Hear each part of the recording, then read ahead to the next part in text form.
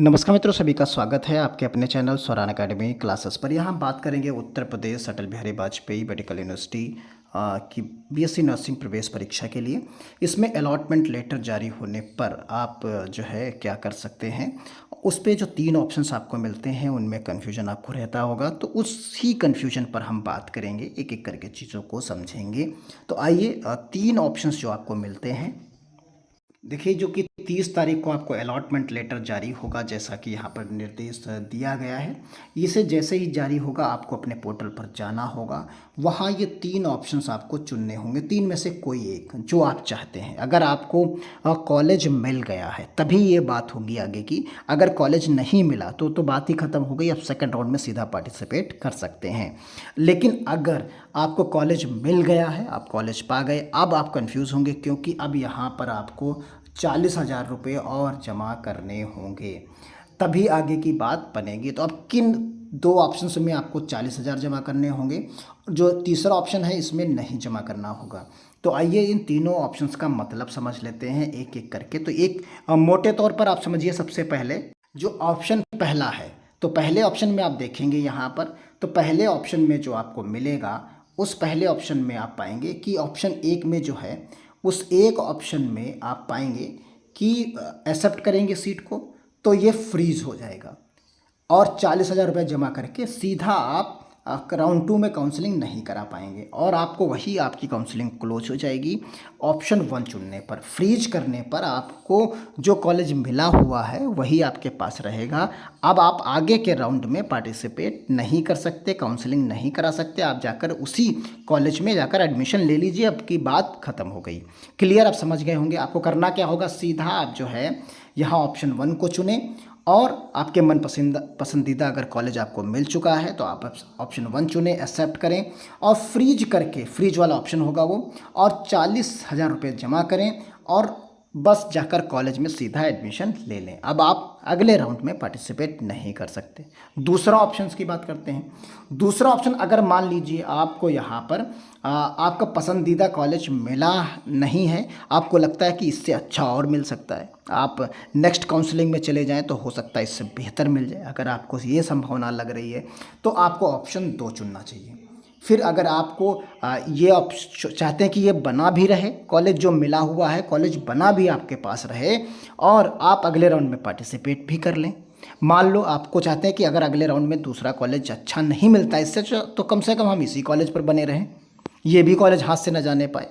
तो क्लियर, आप समझ गए दोनों चीज़ें, कि अगर आप चाहते हैं कि जो कॉलेज राउंड 1 में मिला हुआ है, आपको राउंड 1 में जो कॉलेज मिल गया है वो आपके पास बरकरार भी रहे और राउंड 2 में आप प्रतिभाग भी कर लें, यानी एक और चांस ले लें, तो उस स्थिति में आपको ये फ्लोट यानी ऑप्शन 2 का ऑप्शन चुनना होगा।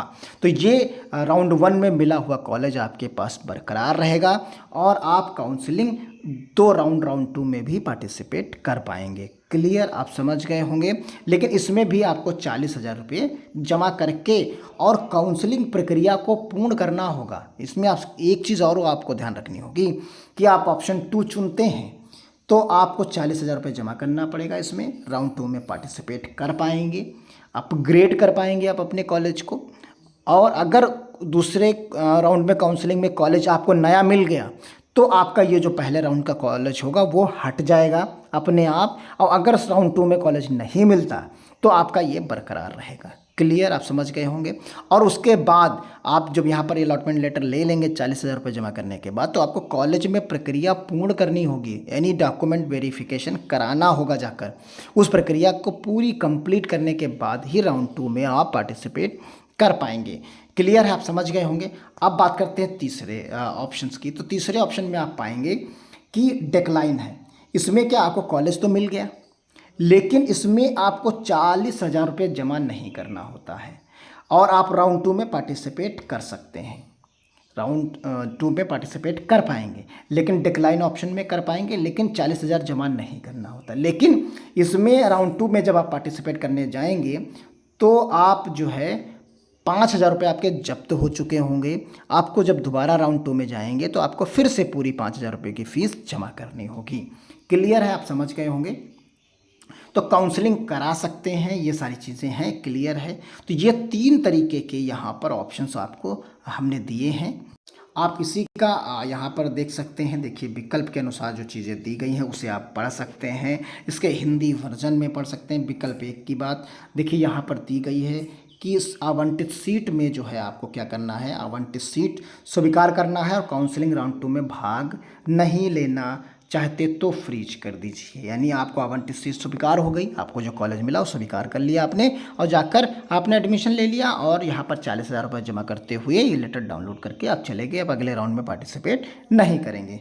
और यहाँ पर ऑप्शन 2 अगर आप चुनते हैं, जैसा हमने बताया आपको, तो यहाँ पर अपग्रेड करना होगा। स्वीकार कर लिया सीट, अपग्रेड करना है और राउंड 2 में भाग लेना चाहते हैं तो यहाँ पर भी आपको 40,000 जमा करना होगा, 40,000 रुपये जमा करना होगा और आप राउंड 2 में पार्टिसिपेट कर पाएंगे और ये सीट आपकी बची रहेगी जब तक अगले राउंड में कॉलेज आपको नहीं अलॉट हो जाता है।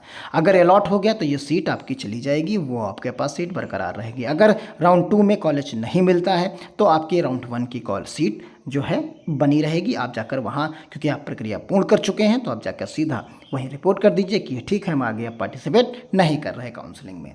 क्लियर। तीसरा ऑप्शन यहाँ पर दिया गया है। यहाँ पर तीसरा जो ऑप्शन दिया गया है उस तीसरे ऑप्शन को भी आप देख सकते हैं। यहाँ पर डिक्लाइन का ऑप्शन दिया गया है। तो यहाँ पर राउंड 2 में अगर आप डिक्लाइन कर देते हैं तो आपको 40,000 तो नहीं जमा करना पड़ेगा, लेकिन आपके 5,000 रुपये भी जब्त हो जाएंगे। देखिए यहाँ पर जो विकल्प है वो आपको सीट आपकी सीट भी नहीं बचेगी राउंड 1 की, अब 5,000 रुपये भी चले जाएंगे और आप राउंड 2 में सीधा पार्टिसिपेट कर पाएंगे। तो यानी हमारे कहने का मतलब है यहाँ आप 40,000 लेकिन बचा सकते हैं। तो ये अगर आप चाहते हैं कि कोई ना कोई कॉलेज यही मिले या अगला वाला मिले तो हम कर लेंगे, हमको बीएससी नर्सिंग करनी ही करनी है, तो उस स्थिति में आप जो है दूसरे ऑप्शन से जा सकते हैं। ये तीसरा ऑप्शन नहीं चुनना चाहिए। अगर आपको लगता है कि पता नहीं करें या ना करें, छोड़ दें, तो आप 5,000 की रिस्क ले सकते हैं, तो आप ऑप्शन 3 में जा सकते हैं। क्लियर है। वही चीज़ यहाँ पर लिखी गई, शेड्यूल में निर्दिष्ट तिथि के सामान के चुनने विकल्प चुनने विफलता पर आवंटित सीट को काउंसलिंग सुरक्षा शुल्क जब्त कर लिया जाएगा। सभी उम्मीदवारों को सीटें आवंटित की गई हैं जिन्हें विकल्प 1 और 2 का प्रयोग किया है, जैसे हमने बताया विकल्प 1 2 यानी फ्लोट और फ्रीज का, उन्हें 40,000 रुपये जमा करना होगा। क्लियर है। फिर उन्हें आप हस्तांतरित की दी गई सूचना के ट्यूशन के विरुद्ध समायोजित काउंसलिंग प्रक्रिया को चरणों को पूरा करने के बाद शुल्क यहाँ पर देनी होगी। 8वां यहाँ पर बताया गया कि विकल्प फ्रीज और विकल्प फ्लोट का चयन किया है तो तिथि के भीतर प्रवेश प्रक्रिया को पूर्ण करना और व्यक्तिगत रूप से रिपोर्ट करना आवश्यक होगा और आवंटित कॉलेज रिपोर्ट करने पर उम्मीदवार को प्रशासनिक शुल्क के रूप में 2,000 रुपये वहाँ भी जमा करना होगा। तो क्लियर है, आप चीज़ों को समझ गए होंगे। तो ये विकल्प का जो गणित है इसे आप प्रॉपर वे में समझ लीजिए।